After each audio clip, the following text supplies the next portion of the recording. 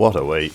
I think I've wasted more time on games I thought might be half decent than one that actually is. It comes to something when you're just grateful that a game works and does what it's meant to, entertain you.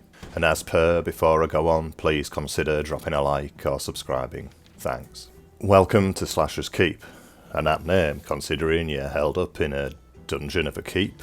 You escape from the dungeon and it's time to get to business. Business being slashing all the locals to bits with whatever you can find. Slasher's Keep is designed to be replayed, and dare we throw in the term roguelike at this point? Yeah, sure, why not, it is, but not like the others, and I obviously need to explain why, otherwise what's the point in doing this video? Just to say that it's that time of year, and granted it's been a hell of a year thus far, when we are inundated with games galore. WoW has just dropped its 8th expansion, I believe, and the next-gen consoles are on the rise if you can get one, and all the publishers have been trying to work out whether it's worth releasing any of their titles before Cyberpunk gets on the shelves. And as I play all these titles, and I play a lot more than I should, I don't sleep if you're wondering how I do it, my mind drifts. And it drifts back to smaller titles, it drifts back to Slasher's Keep. I don't know why, really, which makes it hard to review. Perhaps it's the combat, it's a simple affair, or the tongue-in-cheek sense of humour. It's not so rich that it ruins, but enhances the experience. In one respect, it's almost a typical RPG affair. Kill enemies, get loot and XP. When you level, you can spend points in one of 3 stats. Every 2 levels, you get to spend a point on a perma upgrade. And this is where Slasher's Keep gets rather interesting. You have a spellbook of sorts, and now and again a new skill will become available in it. Items also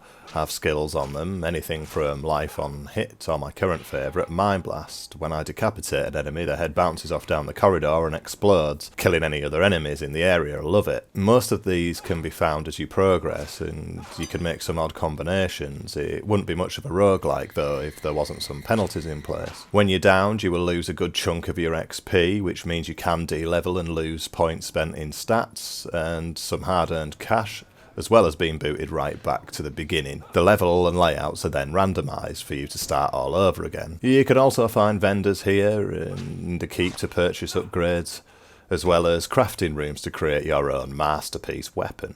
If you continue to do badly, in theory you could lose pretty much all of your levels over time, but that rarely happens, and new skills ensure that you're not too weak to play on. You lose all your items that you've got equipped that are in your inventory also, and you'll have to forage for more on your next run. That said, as you ascend the keep, you will find chutes, and you can drop unwanted items down these, and these will be in your starting chest for the next run. It's a really nice touch. This also means if you think a run is going really bad, find a chute and drop all your potions and good gear down, and you're nicely prepared for the next time.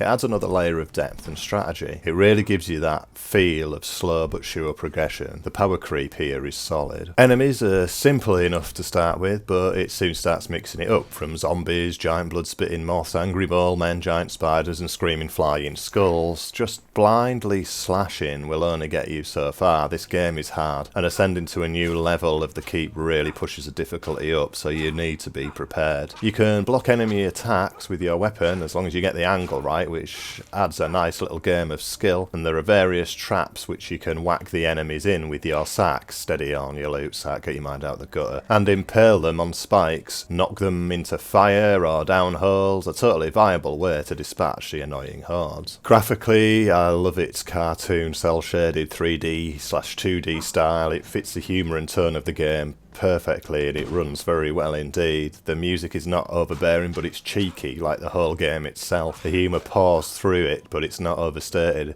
It's just the right level, and I think that's a very hard thing to get right without coming off over the top or just plain crap. The game feels very nice to play, and though it's difficult, you know you are getting somewhere. It's exciting to think what new skill you may find on your next run, or work towards a certain build. I was meant to be saying why it's not like other roguelikes, and I suppose in a way I just have. It's much slower and deliberate than Binding of Isaac, Hades or Risk of Rain. Its progression system is almost subtle to start with, and then you realise what you can do and even prepare for the next run while you're on a current one. The game came as a really pleasant surprise for me. I've been watching it since early access but held off purchase as I wasn't convinced it was up to much, and I'm glad it proved me wrong. Another one-man dev team pulls out a great game, and he's easily one of my favourite roguelikes of the year. It's available on Steam now for around 10 notes. Bargain. Cheers.